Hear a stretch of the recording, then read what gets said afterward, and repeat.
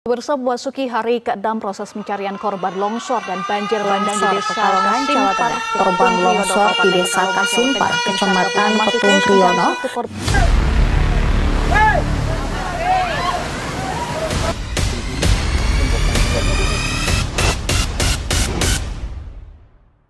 Turut berduka cita yang sedalam-dalamnya atas musibah bencana banjir dan longsor di Pekalongan, Jawa Tengah.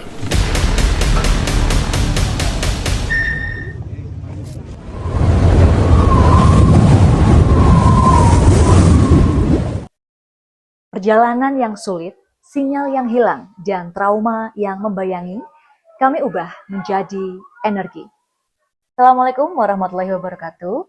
Perkenalkan, saya Vidya Dayati. Saya bertugas sebagai guru IPA di SMP Negeri 1 Petung Kriyono, Kabupaten Pekalongan, Jawa Tengah. Pada video kali ini, saya akan menceritakan Setana Batik, sekolah tangguh bencana berbasis TIK dan kearifan lokal sebagai wujud implementasi ko-kurikuler di SMP Negeri 1 Petung Kriyono.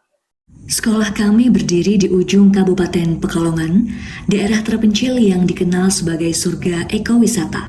Setiap hari, perjalanan menuju sekolah adalah tantangan. Lebih dari 5 tahun mengabdi, saya sudah berdamai dengan medan yang berliku. Di api jurang yang dalam dan tebing yang rawan longsor.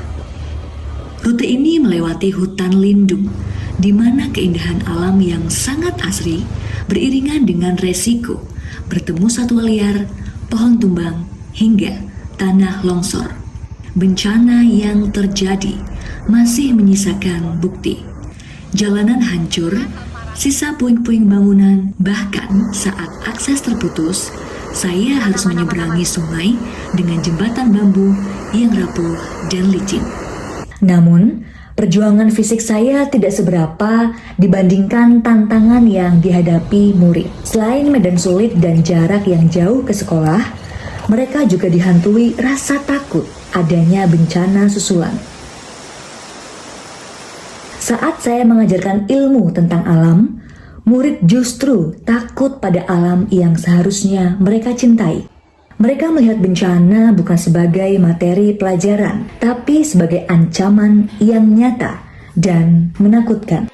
Tugas terbesar saya adalah menyajikan pembelajaran yang mampu mengganti trauma menjadi kesiapsiagaan, agar setiap langkah sulit menuju sekolah berbuah ilmu yang bermakna bagi kehidupan murid. Selain trauma yang masih membayangi murid, cuaca yang tidak menentu juga mempengaruhi kegiatan ko-kurikuler yang tidak hanya dilaksanakan di dalam kelas. Sehingga, kegiatan di luar kelas hanya bisa dilakukan saat cuaca baik. Berikutnya adalah sulitnya akses internet di sekolah. Untuk bisa mengakses internet, murid harus bergantian menggunakan perpustakaan. Tantangan lainnya adalah dibutuhkan kolaborasi yang baik dari berbagai pihak sebagai kemitraan belajar pada program ini. Saya berinisiatif menggagas sebuah program ko-kurikuler bersama rekan-rekan guru. Saya berkonsultasi dengan kepala sekolah, berdiskusi dengan waka kurikulum dan guru lintas mapel untuk melakukan inquiry kolaboratif yang diwujudkan dalam kegiatan ko-kurikuler, yaitu sekolah tangguh bencana berbasis TIK dan kearifan lokal. Sebelum mengajarkan mitigasi, kami harus menyembuhkan mental murid terlebih dahulu. Pada tahap awal trauma healing ini, murid diajak ke alam, tepatnya lapangan yang berada di atas sekolah. Dengan posisi duduk melingkar, murid merakit patahan ranting menjadi ikatan yang kuat. Setiap ranting yang diikat melambangkan satu harapan atau kekuatan positif dari setiap murid. Dengan ikatan ranting yang kuat dan saling terhubung, saya meyakinkan murid bahwa semua memiliki kekuatan yang membuat mereka tidak mudah rapuh. Mereka saling menopang dan mampu menjadi bagian dari sekolah yang tangguh bencana. Berikutnya, guru PAI menguatkan pemahaman murid bahwa sebagai umat muslim, kita tidak bisa menghindari takdir dan kita juga berkewajiban untuk menjaga alam. Pada materi Bahasa Indonesia, murid membuat pertanyaan dan memahami teknik wawancara yang baik. Setelah itu, murid diminta mengaplikasikan dengan cara melakukan wawancara kepada warga yang terdampak bencana di desa masing-masing. Saya juga mengajak murid untuk melakukan pengamatan langsung di area dekat titik bencana. Hasil wawancara dan pengamatan di lokasi bencana, serta diperkuat sumber data lain, digunakan murid untuk membuat peta titik lokasi bencana desa dan sekolah, dibimbing oleh guru IPS. Hasilnya dipresentasikan di depan kelas untuk menginformasikan dan membandingkan kondisi desa satu dan desa lainnya. Tahap berikutnya adalah pada pembelajaran IPA, saya menyampaikan materi tentang struktur bumi dan mitigasi bencana melalui pengamatan video, literasi, dan diskusi. Tak hanya sebatas pemahaman konsep saja, murid juga diminta melakukan percobaan tanah longsor dengan alat dan bahan yang telah disediakan. Percobaan ini bertujuan untuk membandingkan dua kondisi tanah dan vegetasi terhadap terjadinya tanah longsor. Di pertemuan selanjutnya, murid melakukan simulasi mitigasi bencana. Murid melakukan skenario evakuasi dan tanggap darurat meliputi peringatan dini, perlindungan diri, dan evakuasi dini. Dalam simulasi, murid akan diberikan peran khusus untuk melatih koordinasi dan tanggung jawab. Melalui pembagian peran ini, murid tidak hanya belajar melindungi diri, tetapi juga merasa bertanggung jawab terhadap keselamatan komunitas sekolahnya.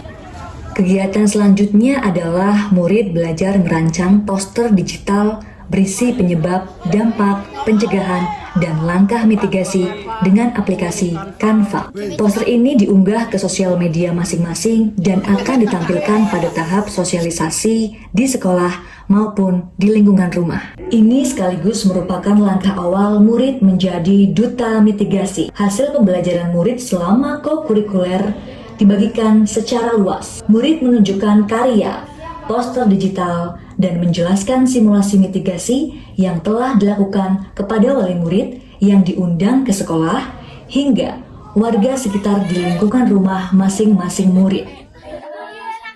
Setana Batik telah berhasil menciptakan ekosistem kesiapsiagaan yang terintegrasi di SMP Negeri 1 Petung Kriono.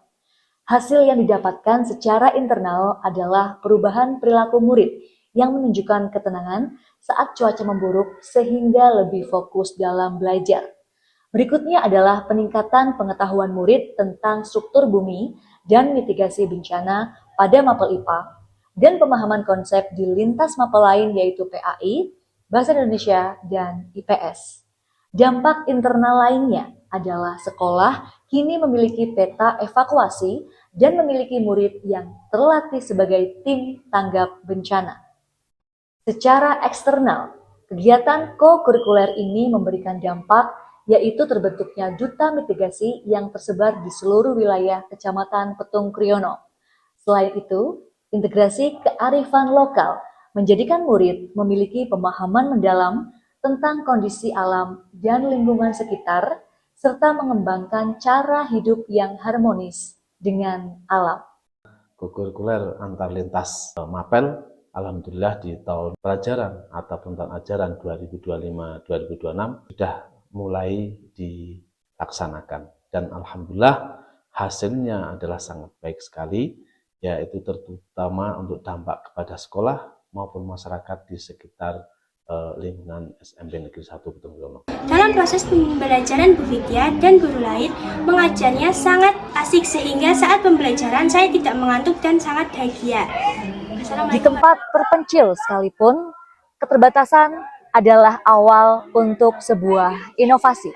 Dan motivasi belajar akan tumbuh kuat saat ilmu yang dipelajari mampu menyelamatkan kehidupan mereka sendiri.